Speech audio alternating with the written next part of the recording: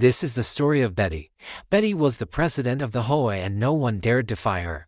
She had everyone in the neighborhood whipped into shape. She made them tear down fences and plant petunias. She told them to mow their lawns and clean their gutters, and she made them pay hefty fines if they didn't do it right and on time. But there was one thing that would make her even angrier than a crooked fence or a messy gutter, and that was the placement of the garbage cans. Oh, the garbage cans were the bane of her existence. Every week without fail, the sanitation department would come by on Wednesday nights to collect the trash.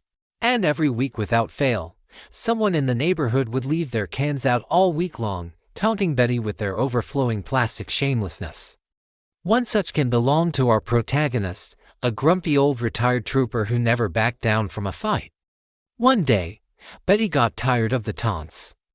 So she marched right up to the old man's house, threw open his front door and yelled, "Are you gone now? Leave your garbage cans out all week again, or are you finally gone now? Put them away." The old man looked at her and said, "Why should I? They're my garbage cans." Then he slammed the door in her face. And that was all the confirmation Betty needed to call the cops. But when the cops arrived, they just stood there scratching their heads because technically nothing was wrong. There wasn't a law in the book that addressed garbage can storage. So Betty did the only logical thing she could do. She called the one person she knew could solve this problem. The very next day, dozens of yellow rubber ducks wearing eye patches and bandanas showed up in the old man's driveway. He stared at them in confusion as they waddled toward his garbage cans, opened them up, one by one, and took out the trash. Then they lined up perfectly in front of him and shouted, "Ahoy, matey! Prepare to be boarded." The old man reached for his shotgun, but before he could fire, the ducks pressed their beady little faces up against the barrels of his guns. "Duck, duck, goose," they all cried in unison.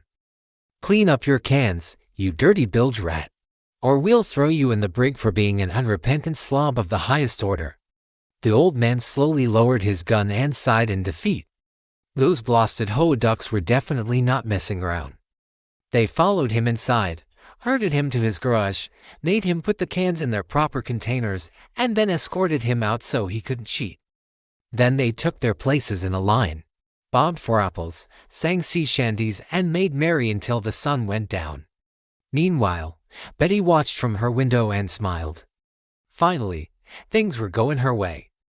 But little did she know, the ducks had a score to settle with her. All that week, the ducks had been watching her through her window, taking mental notes about the layout of her property, the position of her sliding glass doors, the height of her walls, the width of her gates. And on the stroke of 7:15 p.m. Wednesday, they struck.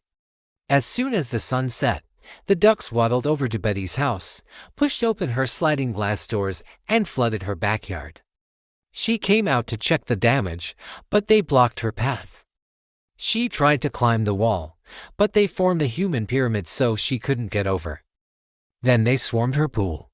She watched in horror as they defaced her precious petunias, poured dirt into her fountain, filled her bird bath with motor oil, hung upside down from her palm trees, and made merry around her fire pit.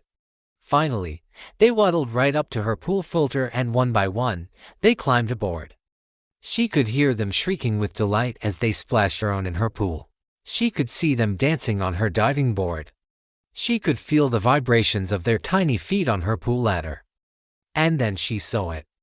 The biggest duck of them all, a giant inflatable police duck wearing a miniature tuxedo, grabbed the megaphone and shouted, "Ladies and gentlemen, boys and girls, this party is just getting started." And with that, the ducks began to dance. They danced and they pranced and they flapped their wings and they splashed each other with water until Betty's pool looked like a giant bathtub full of soapy foam. At last, the dancing stopped and the ducks formed a conga line around the edge of the pool. They honked their little duck bills and sang, "We are the ducks and we're here to say, all gone wild, hip, hip, hooray." And then they all took a big bite out of her petunias. As the sun rose the next morning, the ducks packed up their things, leaving Betty to survey the damage to her pristine property. On the ground, she found a single feather. a miniature police badge and one soggy hibiscus petal. Then she looked up and gasped. Scrunched up high in her palm tree was the giant inflatable police duck, looking down at her like the Blues Brothers.